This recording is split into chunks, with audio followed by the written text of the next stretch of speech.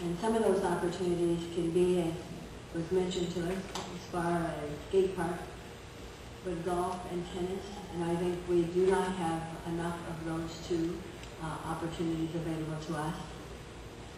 I know the gymnastics and that group has been functioning for some number of years, and there's a lot of young people who've come out of there and gone on, and in my view, could have been in the Olympics because I thought they were just that good. We know that we've had many of our young people come from this valley that have become professional athletes, especially football and baseball, and we've had some who've also swam, done quite well in that arena as well. So while we're looking at the complexities of a simple thing called recreation, and how do we fashion that so that we can begin to reach out to the majority of the people and have them feel some ownership in the various programs that we're going to be able to provide. I was quite impressed, and I said to my colleague, Ms. Walker, that I do like the idea of this public and private partnership. I think that has merit and certainly needs to be discussed. That public-private partnership is not only in the arena of that. I think we also need to look more closely at public partnerships and revisit what's going on with our schools.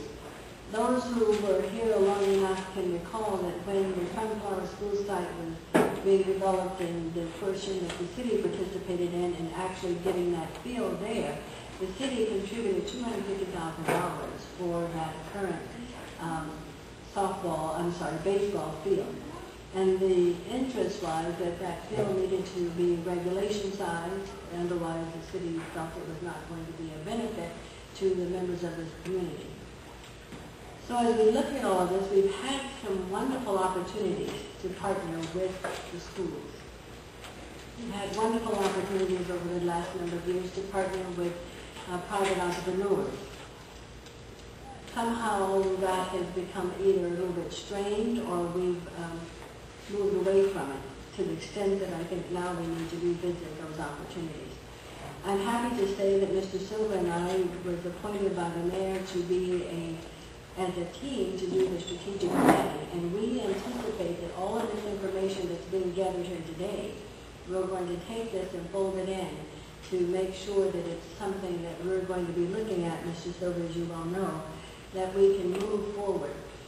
I also want to say, Mr. Mayor, the final thing is, as we were looking at this, we cannot or should not go without mentioning the various departments that's going to have to touch each project.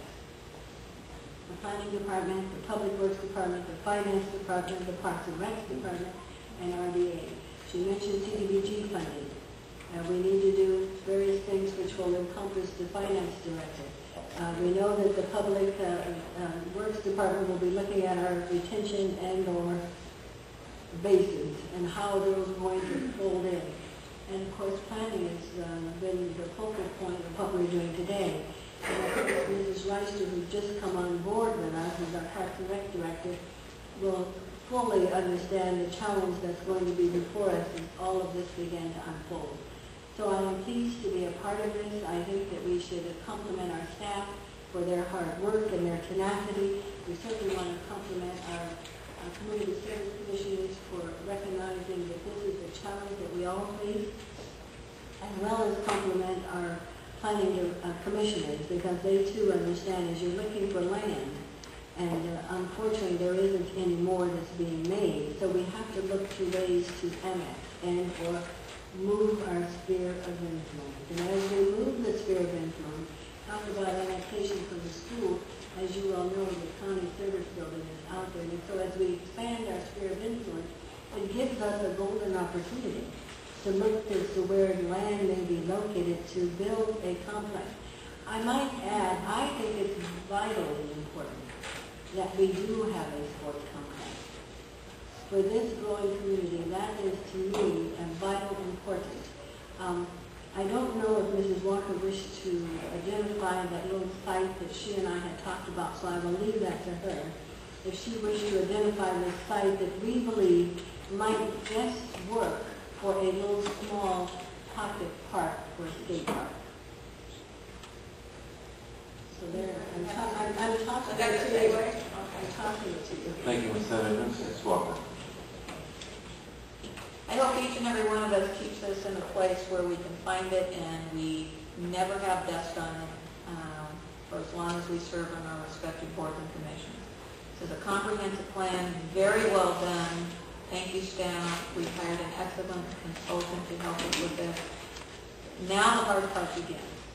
They've done their part. It's up to all of us here to implement. Implement. Okay. Skate park. Carve it out, get it done. Okay?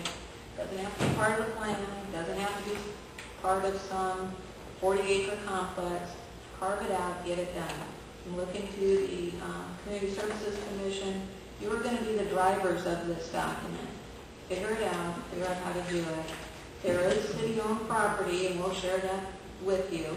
There are parcels available that, in terms of this public-private partnership, we donate the land, we find a partnership to build it. Okay? Carve out the skate park, let's just get it done. Implementation of some of the master plan recommendations. There's a lot of low-hanging fruit that's been identified in this report. I would expect the Community Services Commission to find 4 recommendations that we could immediately take care of. Number 1 is our our joint use facility agreements with the school districts. Revisit those. There's absolutely no reason why we should not be getting the full benefit of the joint use agreements that we have in place. Number 2, there's absolutely no reason why those school facilities should not be available for all community members to access within our neighborhoods. The other thing, cooperation with our public leagues and clubs. I think there's some very good recommendations found on page 15 of the report as for the public leagues and club recommendations, page 13 for your joint use agreement recommendations. Let's get those decided and implemented. I'm giving you some helpful hints here. Page 27, your development standards for parkland. Determine whether or not that's a realistic expectation. If you feel that that's a quick hit, low-hanging fruit, let's move that forward to the council. The other thing I think it's important to note is that we're right now going into our budget season. One of the recommendations made time and time again is increase the amount of money that we dedicate to our maintenance staff. Community Services Commission feels that that's a need, and I think it's been identified time and time again in the report. We have to take care of what we currently have. We're not doing a very good job of that. If the Community Services Agreement is in agreement with that, put forward a proposal that the City Council seriously recommend and consider additional maintenance staff. Okay? I think that we've already touched on taking care to balance both existing facilities and building new facilities. I think we also want to be cognizant of the fact that being active is of lifelong benefit. We looked at the average age of the skateboarders up, there was a couple of 30-somethings in there, but by and large we're talking about a younger population. But let's keep in mind that being active, as that baby boomer generation continues to age, we need more and more access to facilities and just to events to keep us active. The other comment I'll make with regard to the skate park is it's almost, not exclusively, but it's almost gender specific. I want to keep in mind that the number of studies that have been done that talk about the benefits to young women in our communities to have successful events that they can participate in so that they can feel good about in terms of self-esteem, lower pregnancy, the whole gamut. So I want to make sure that we're not missing an opportunity for young women, teenagers in our community. I did not see the bike path, bike plan as part of this master plan. And I think that we at least need some reference within the document as to the city's master bike plan. The